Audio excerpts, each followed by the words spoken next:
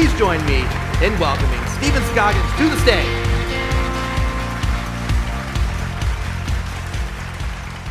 How are you guys doing? Yeah? This has been a great event so far, hasn't it? I tell you what, man, I've been really enjoying it. Love hanging out with you guys. It's been fantastic. I am Stephen Scoggins. I am the founder and CEO of the Journey Principles Institute, an organization dedicated to the relentless pursuit of helping others become the hero of their own journey. But if you're honest with yourself, what does that really mean? What does being the hero of your own journey really mean? And if you took it a step further, why is it that some people struggle, never find breakthrough, but yet other people struggle, have adversity, setback after setback, stumbling block after stumbling block, but yet find hope, transformation, potential. They find themselves, they find something greater within. What does that have to do with anything? How do we get there? The first time I ever heard anyone ever use the words, be the hero of your own journey, or anything remotely close to that, was by a man in his 70s. He smelled like Stetson cologne, for those of you who remember what Stetson smells like. He was short like me a little bit, and he kind of waddled when he walked. He had like an interesting little hip thing going on. And I'll never forget this man because he was my father's employer. His name was Steve Myrick, from this area here, born and raised in Raleigh, North Carolina. Built a home building business, large business for a long time. Had this immaculate sense for entrepreneurship, immaculate sense for business, but a quiet sense for helping others. And what I don't understand, or whatever could understand, is why he chose me.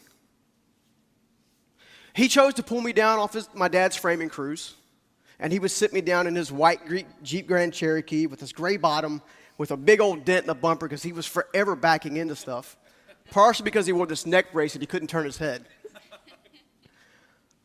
And he would sit me down and he would say, Stephen, I want you to know something.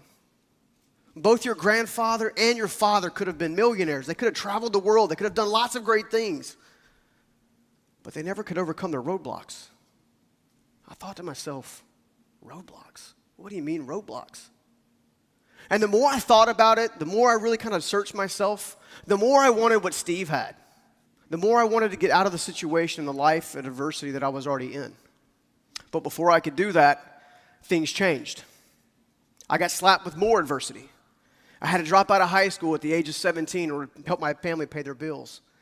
I even remember this one time walking in with one of my parents up in Sanford, North Carolina, and having to pawn my brand new Nintendo that I had just gotten for Christmas to keep the lights on.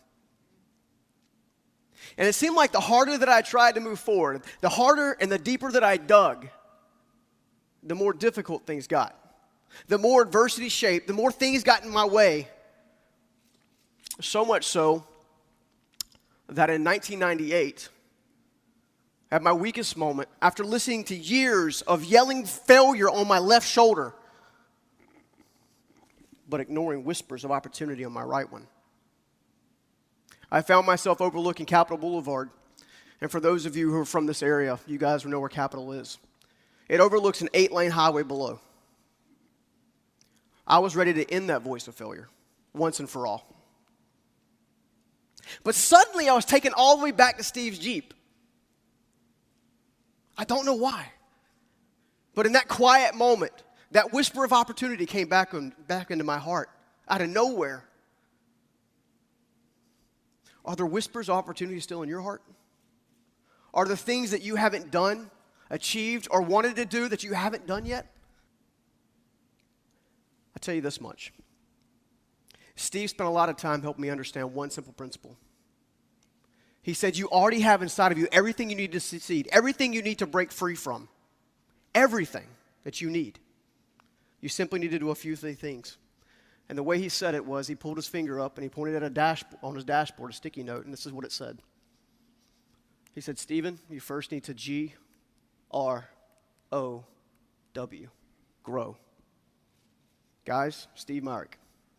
Gain perspective. Recognize your roadblocks. Organize your plan. And then work your plan.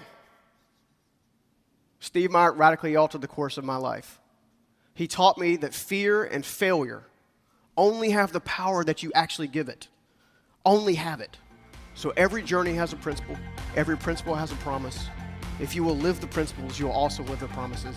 Thank you very much.